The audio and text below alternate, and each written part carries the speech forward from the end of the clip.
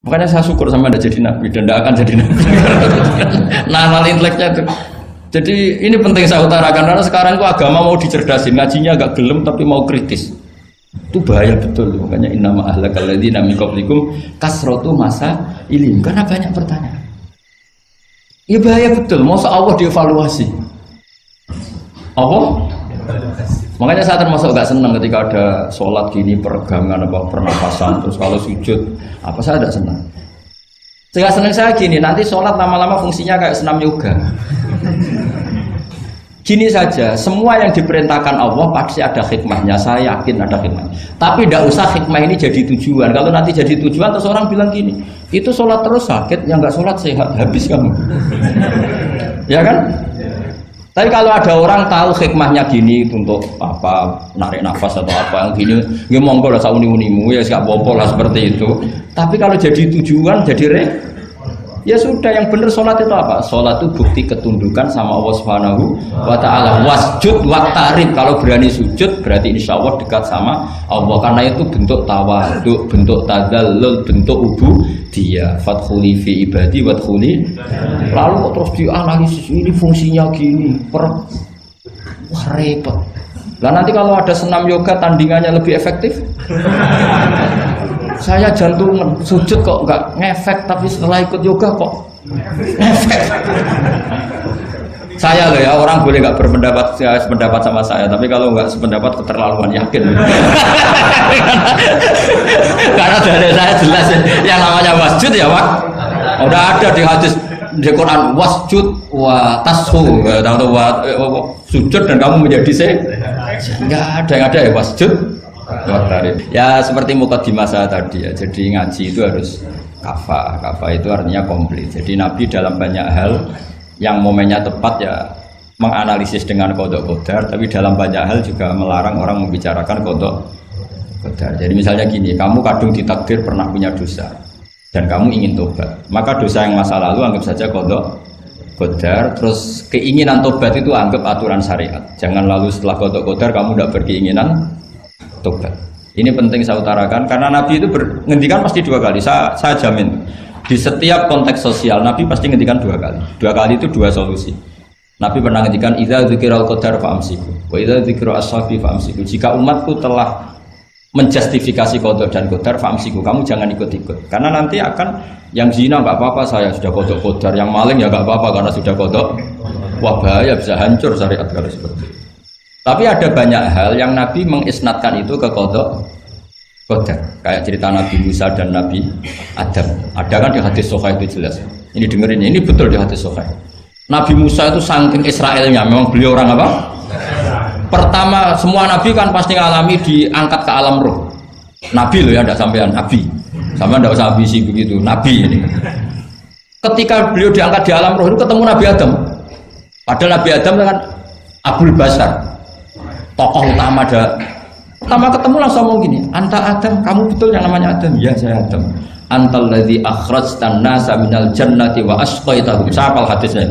Antal ladzi akhrajtan nasa minal jannati wa asqaitahum. Gara-gara kamu orang nggak hidup di surga. Jadi kalau sampean marah gara-gara kamu, saya harus cari uang sampai Korea.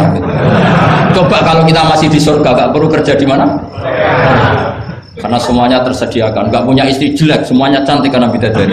Gara-gara jenengan kita harus keluar di bumi dan keluar dari surga. Nabi Adam itu karena orang sepuh ya, beliau santai saja. Anta Musa, kamu betul Musa? Ya saya Musa. Anta kalimu, ya saya kalimu. Anta Sofio, ya saya. Nabi Adam masih muji-muji. Ini pentingnya orang bijak. Jadi kalau sama nanti ngelawan saya tetap bijak insya Allah. Tapi sampean bisa neraka, ngelawan kiai itu dosa. Dosa sekali, bukan dosa biasa, sangat dosa.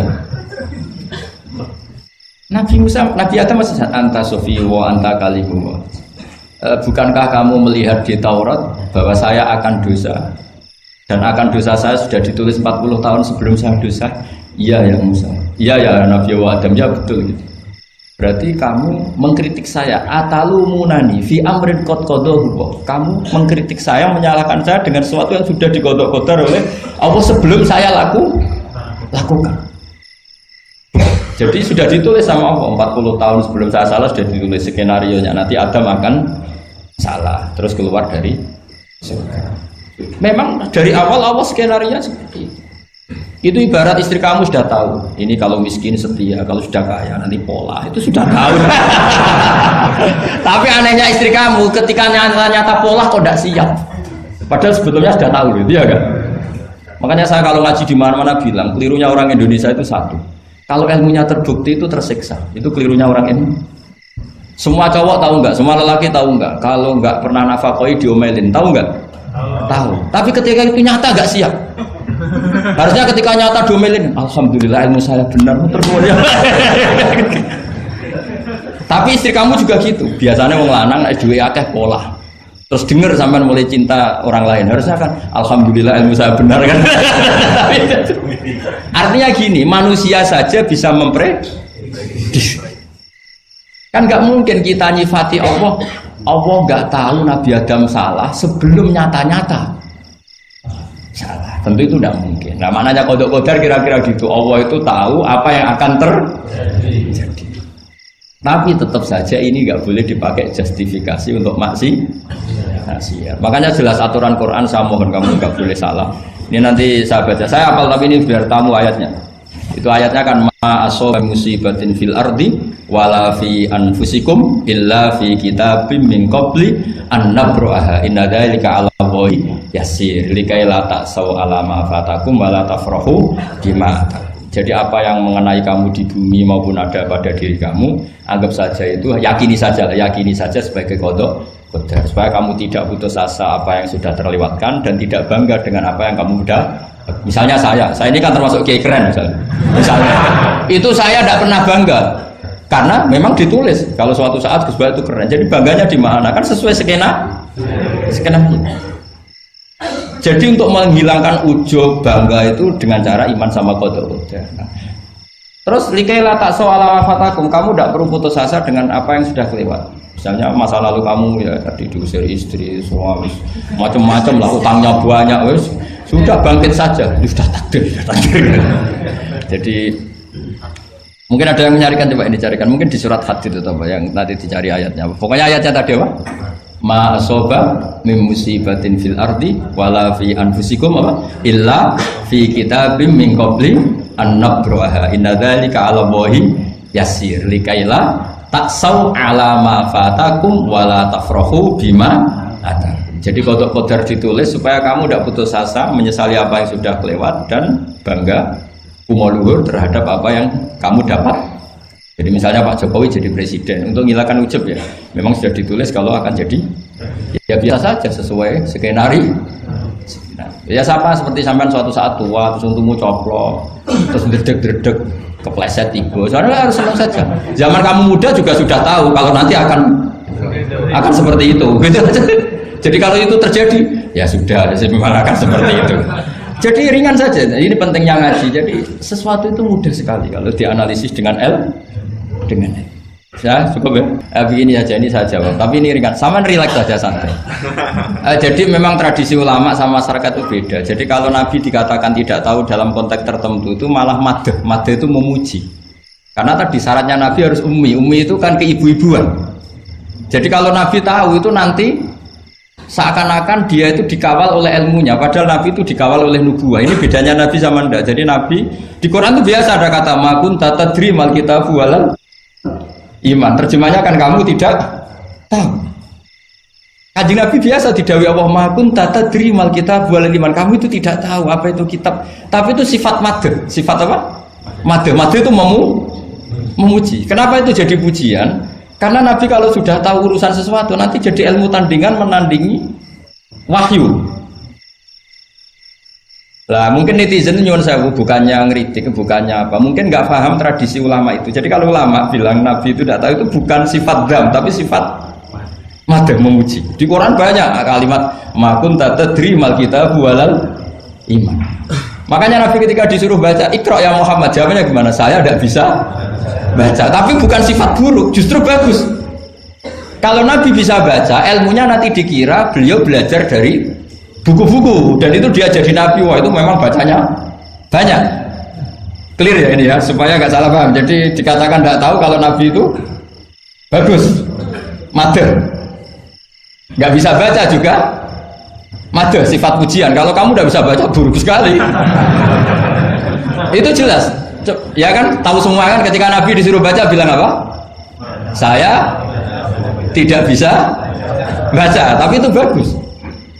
Karena semuanya biar karena wah. Ya, soal gaya peci saya ini Islam khas ya, khas ini.